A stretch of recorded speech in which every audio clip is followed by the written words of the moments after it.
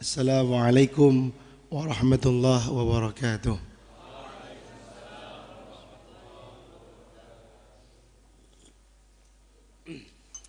Ya.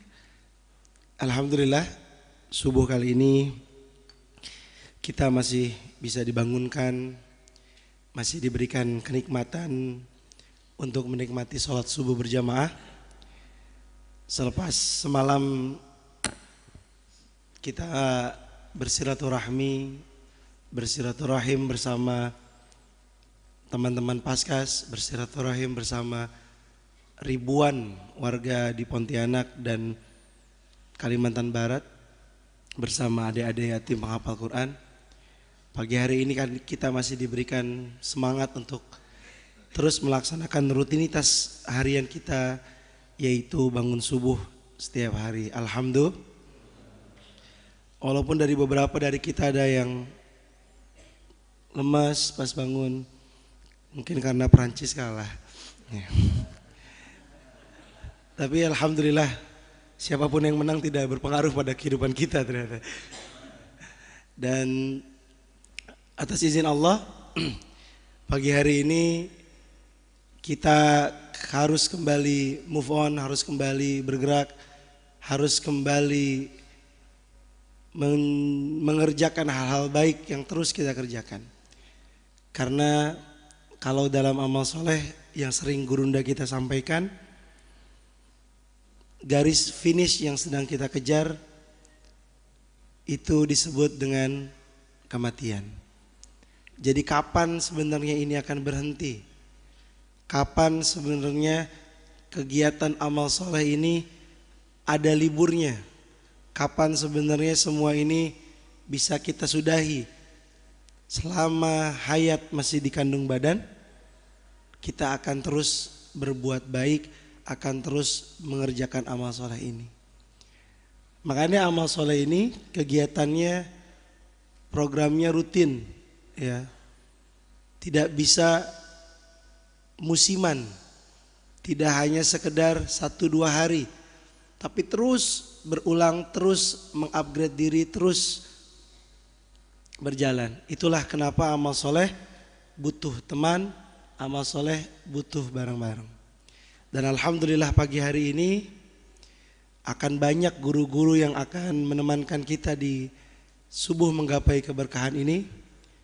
Ada Al-Ustaz Luqmanul Hakim, ada Al-Ustaz Salim Fillah, dan beberapa asatid dan ustadz lainnya yang sudah siap akan menemankan kita. Jadi kami di sini sebagai moderator membuka acara dan akan mempersilahkan guru-guru kita untuk masuk ke sini.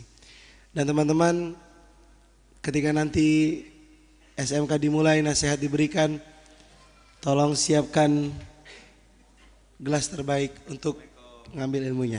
Assalamualaikum. Saya mau Ustaz Salim. Alhamdulillah. Ustaz langsung Ustaz. Langsung Ustaz, langsung Ustaz. Enggak. Langsung Ustaz. Mainkan dengan merdu. Jadi sebelum jam 6 kita udah jalan Ustaz. Insyaallah. Yang tadi Ustaz, mustahik ayat, mustahik dakwah.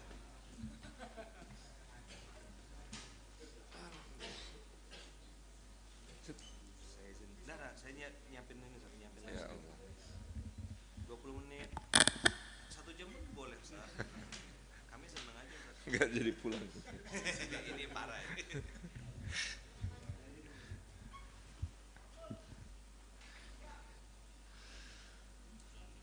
Assalamualaikum warahmatullahi wabarakatuh.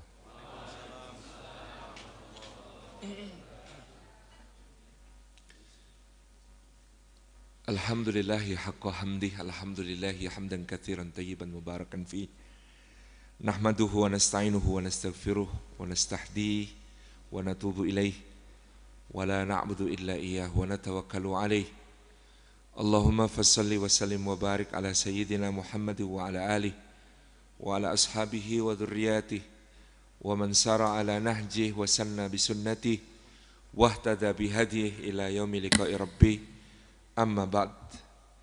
Hadratal afadil, hadratal mukarramin, para alim, para ulama, para asatid, para ustadzat, guru-guru umat, wabil khusus guru kita semua, Al-Ustadz Kiai Haji Luqmanul Hakim Ayahman,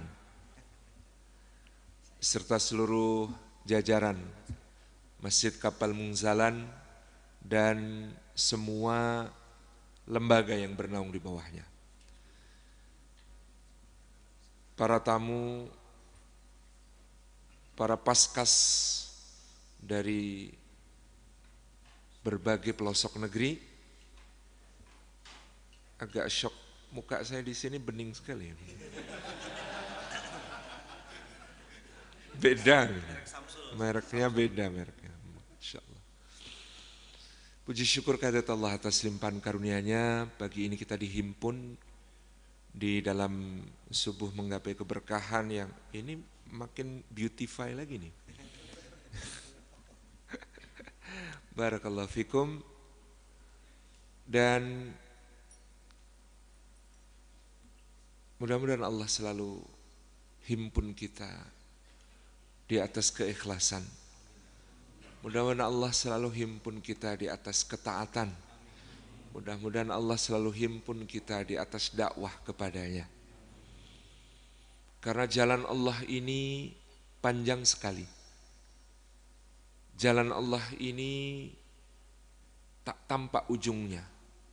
Melihat keadaan umat hari ini, kita bisa-bisa pesimis. Tetapi kita optimis karena meski jalan Allah ini panjang sekali, kita tidak diwajibkan untuk sampai ke ujung. Kita hanya diwajibkan mati di atasnya. Dan inilah yang akan terus kita berjalan semua. Tadi di dalam kendaraan ke sini berbincang bersama guru kita Ustadz Luqmanul Hakim. Kita mengamati, melihat bagaimana lembaga-lembaga yang kita bekerja bersama, lembaga-lembaga yang ada, misalnya kadang-kadang kita harus selalu saling tausiah satu sama lain, saling mengingatkan satu sama lain. Pekan lalu di rapat kerja nasional Baitul Mal Merapi Merbabu saya menyampaikan, udah habis waktunya Ustaz? Belum ya? Betapa banyak lembaga filantropi, lembaga amil, lembaga kebaikan, ayat yang menjadi syiarnya adalah khudh min amwalihim sadaqatan tutahhiruhum wa tuzakkihim biha wa salli alaihim inna salataka sakanul lahum. Sehingga kadang-kadang kita lupa bahwa ayat khudh min amwalihim, ambillah dari harta-harta mereka, sedekah yang wajib ataupun juga yang sunnah, untuk mensucikan mereka, untuk membersihkan mereka. Dan agar kita mendoakan mereka, karena doa dari para amil bagi para muzakki adalah ketentraman. Ayat ini yang begitu besar berada dalam benak dan dada sehingga kita lupa. Ayat itu turun di akhir risalah, ada di surat Taubah. Bertahun-tahun sebelum itu yang turun di awal risalah di kota Makkah misalnya justru berbunyi falaqtahamal aqabah wa ma adraka mal aqabah fakku raqabah au it'amun fi yaumin dhi masghabah yatiman dha maqrabah au miskinan dha matrabah thumma kana minal ladina tawasaw bil sabri wa tawasaw bil marhamah. Jauh sebelum ada ayat khudh min amwalihim ada ayat, maka mengapa dia tidak menempuh jalan yang mendaki lagi sulit? Al-Aqabah, kata itu juga menjadi kode ketika Nabi SAW bertemu dengan delegasi Ansar. Abbas radhiyallahu anhu bercerita ketika dia mengantar Rasulullah untuk bertemu dengan orang-orang Aus dan Khazraj. Tempatnya begitu sulit dicapai, jalannya mendaki dan sulit, tidak bisa berjajar berdua, satu-satu bahkan harus saling dorong supaya sampai ke atas. Jalannya mendaki lagi sulit. Maka baiatnya disebut baiat Aqabah. Wa ma adraka mal Aqabah. Tahukah kamu apa jalan yang mendaki lagi sulit itu? Fakku Raqabah. Membebaskan budak. Membebaskan dari keterbudakan, maka dalam zaman kita semua yang memperbudak manusia. Apakah itu kemiskinannya? Apakah itu ketidakterdidikannya? Apakah itu hawa nafsunya? Apakah itu segala sesuatu yang kemudian membelenggu manusia dari menjadi hamba Allah yang sejati adalah perbudakan. Atau memberi makan pada hari yang pacekliknya sangat parah. Kata Saghbun itu remah-remah makanan yang harus dikais-kais, dikumpulkan. Maka fi yaumin dhi masghabah, hari di mana orang untuk makan harus mengais-ngais. Dan cerita-cerita Ustaz Lukman tentang pesantren-pesantren kita sebagiannya masih sama. Untuk yang dimasak harus dikais-kais. Untuk makan santri harus dicampur berbagai hal yang lain. Misalnya, yatiman dza maqrabah, kepada anak yatim yang dekat kekerabatannya. Semakin dekat dengan kita, semakin besar kita akan ditanya Allah pertanggungjawabannya. Semakin dekat dia dengan kita, semakin besar pertanggungjawaban kita atasnya. Au miskinan dza matrabah, atau orang miskin yang sangat parah kemiskinannya. Kata matrabah terhubung dengan kata turab, tanah. Miskin bau tanah, belepotan tanah, berlumur debu dengan kemiskinannya. Atau kata tarp artinya tulang dada, saking miskinnya tulang-tulang dadanya tampak. Dan itu masih ada di sekitar kita. Makanya kemudian dia menjadi orang yang senantiasa mampu untuk tausiah, saling berwasiat tentang kesabaran, tentang kasih sayang. Allah Subhanahu wa taala mengatakan kepada Nabi sallallahu alaihi wa alihi wasallam, wa'mur bil urfi. Setelah mengatakan khudil afwa. Kalau kata khudil afwa diterjemahkan oleh Allama Sa'di dengan khudil afwa itu bukan sekedar memaafkan, tetapi terimalah kaummu apa adanya, maklumi kekurangan-kekurangan mereka, maafkan kesalahan-kesalahannya, jangan bicara kepada mereka dengan yang tidak mereka mengerti, jangan bebani dengan apa yang tidak mereka mampu. Khudil afwa.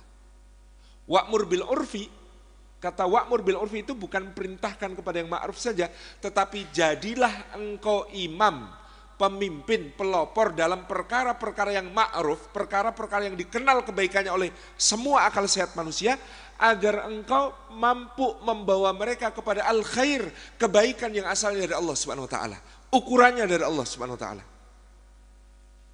Yang ma'ruf itu membebaskan budak, yang ma'ruf itu memberi makan yang fakir dan yang yatim, yang ma'ruf itu semua orang mengakui itu baik, bagi-bagi beras, bagi-bagi minyak, bawa berbagai kebaikan, itu semua orang mengakui baik.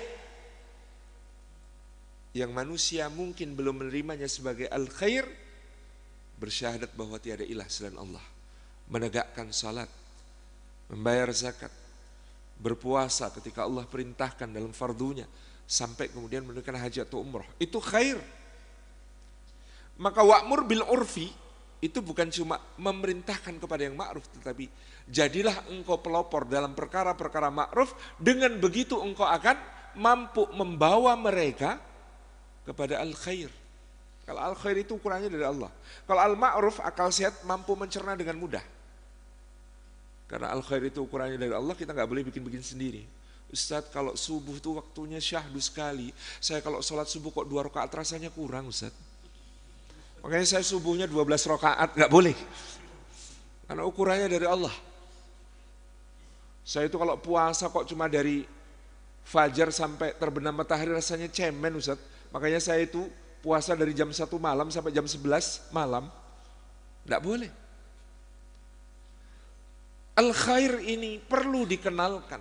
Maka kalau dalam ayat yang lain, wal takum minkum ummatu yad'una ilal khair wa ya'muruna bil ma'ruf. Beda kalimat yang dipakai Allah.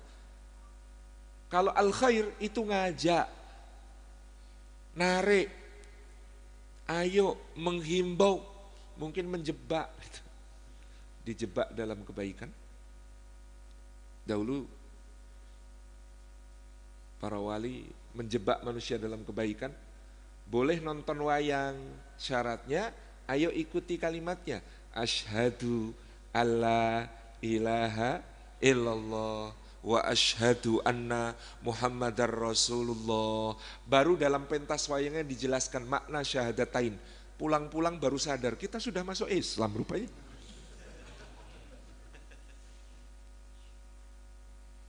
Tapi kalau al-ma'ruf, ayo gerak kita bareng-bareng, ya'muruna bil ma'ruf.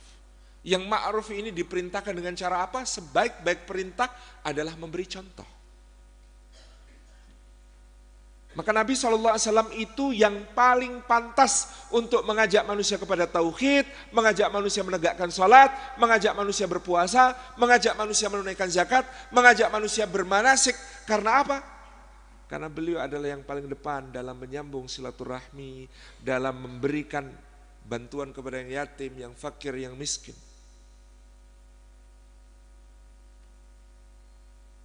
Banyak lembaga amil filantropi merasa mengira mereka itu mengurusi harta.